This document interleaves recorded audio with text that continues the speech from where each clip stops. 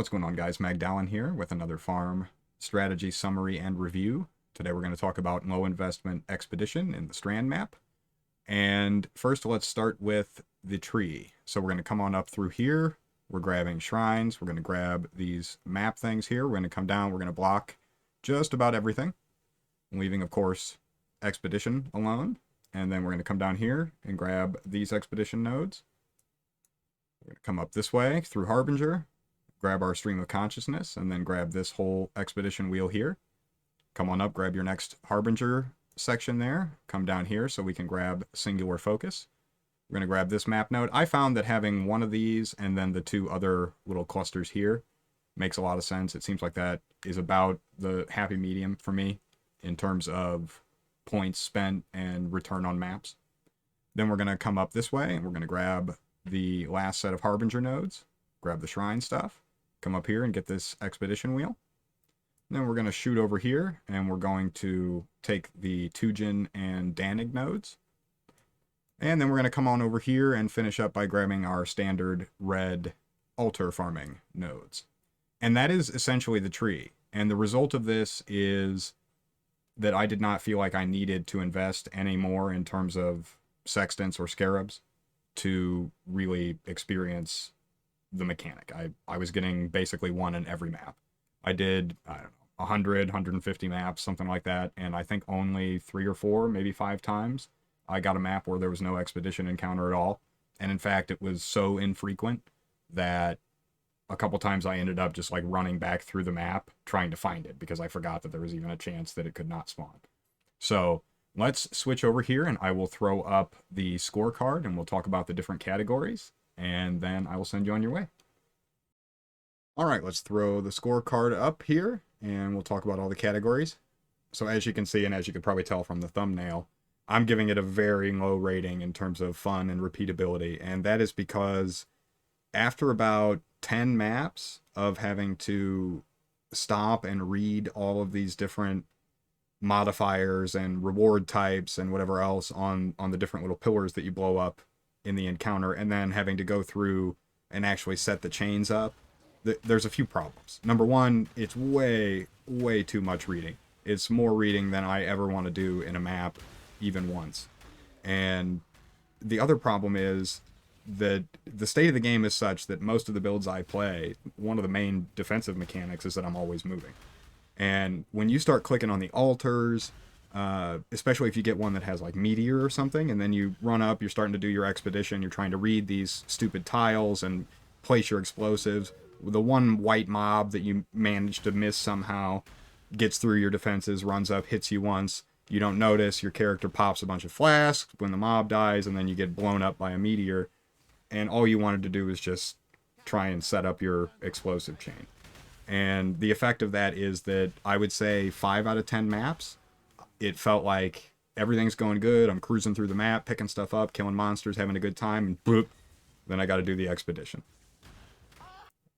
Now, I will say, if your character is just omega geared out, or you can just blast through these things and, you know, just like run away and let all the monsters spawn and then blow everything up in one hit, as is true for most of these strats, you can probably compensate for a lot of the hassle, you know, the having to stand still and the mobs coming up, stuff like that. You can compensate for that to some degree, but there's no getting around the reading, unless you just want to, you know, biff the entire mechanic over and over. You just can't run through and place the stuff randomly. You have to find those pack size pillars. You have to find the ones that give logbooks. You need to pay attention to the negative modifiers depending on your build. In my case, I found that the chaos immunity actually pops up way more frequently than I would have thought. And yeah, I think that's about what I'll say about that. So for me, it's a 4 as far as fun and a 4 as far as repeatability. I didn't enjoy doing it, and I certainly didn't want to keep doing it. Now, as far as scalability is concerned, I think I'm going to give it an 8, and I think that's because it's one of the most scalable mechanics that I've done this week, all the way from very low investment like I did, all the way up to you can throw sextants on for more runic monsters. You can start doing scarabs, again, for more runic monsters. You can scale the pack size, throw delirium on top. You can do all kinds of stuff to really scale this up. And then you can start to get into min-maxing your interactions with the different characters that go along with that, your Tujen and Danig, so on and so forth, and you can start to get into that. It's a pretty expansive mechanic, and so even though I didn't enjoy it, I have to give it the nod in terms of its ability to. There's a wide range of what you can do with this mechanic, just as by itself. You're just mainly specking into that. Maybe you've got harbingers like I did or whatever, but as your main focus, there's just a lot that you can do with it, and I think that's really good. So if you disagree with me and you think, oh, I actually don't care about the reading and I'm not really bothered that once in a while the stopping to look at stuff and whatever causes an issue, and all you care about is does it scale well, is there a lot of ways you can do it, and is there good profit, etc., then disregard my the 2 4s, and you could certainly see this the overall scores being much higher.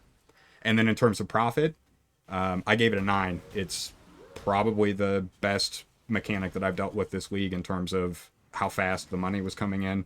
I was buying 5 to 9, 10 divine upgrades for my character more than once a day, with ease. All the stuff that drops, the logbooks sell like candy. Do be careful when you're selling the logbooks if you're not expert in the mechanic, and I am certainly no expert. And so basically I found that a lot of the logbooks, it's counterintuitive. If there's a guaranteed boss on like a black scythe, those sell for a shitload. But also there are some other combinations that people are willing to pay for much above what the average listed price is. More than any other item I've tried to price previously in the game, it's to your benefit to price these higher than what you think they're worth and then lower the price down. There were 3, 4, 5 occasions where I had a logbook listed for more than double what the first 20, 30 listings were, and I got a message to buy it within 5 minutes. And so maybe there's some error in the way that I'm looking these things up or whatever, that could be the case as well. But generally speaking, just keep that in mind, that the logbooks are, people want those. Absolutely. And they sell fast and people will pay for them. And then also I found that selling the currencies, I chose to not really engage a whole lot with the actual, NPC mechanics.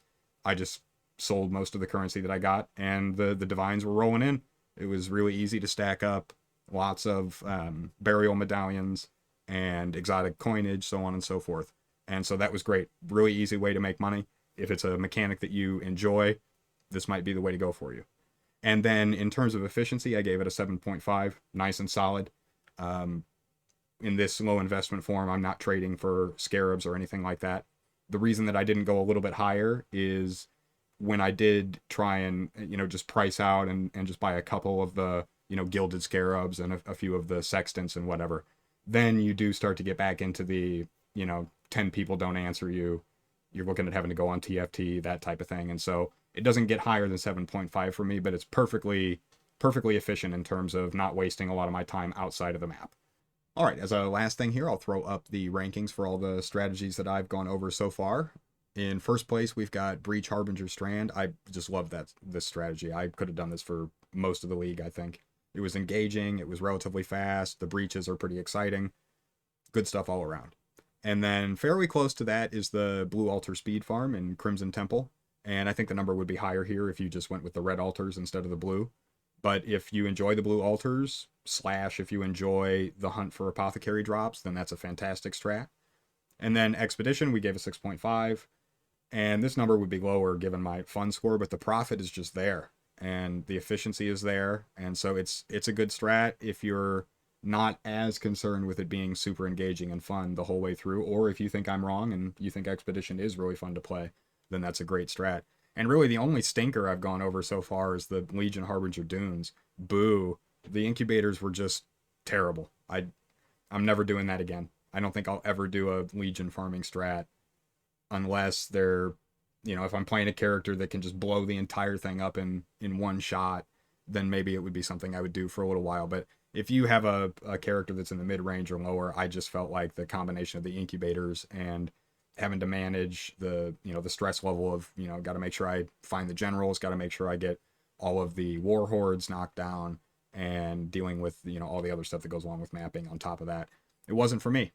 And so coming up, I am now in the Toxic Sewer map, and I'm testing out some stuff with trying to stack a little bit of map drop duplication and we're going to see if we can get some good synthesized map drops, so on and so forth, and seeing if we can really reduce the number of extraneous league mechanics and just have a very fast, chill experience, especially given how engaged I had to be to do the expedition thing. I'm looking for a brain dead farm, and so we're going to go into that. And then I would also like to do some kind of a harvest strat, just so that we've got a little bit of representation across the board for different mechanics that people like to do, and so that I can get my rankings out there for those things and share the trees with you guys, so that if you're wanting to grab one of these strategies and give it a shot, you can.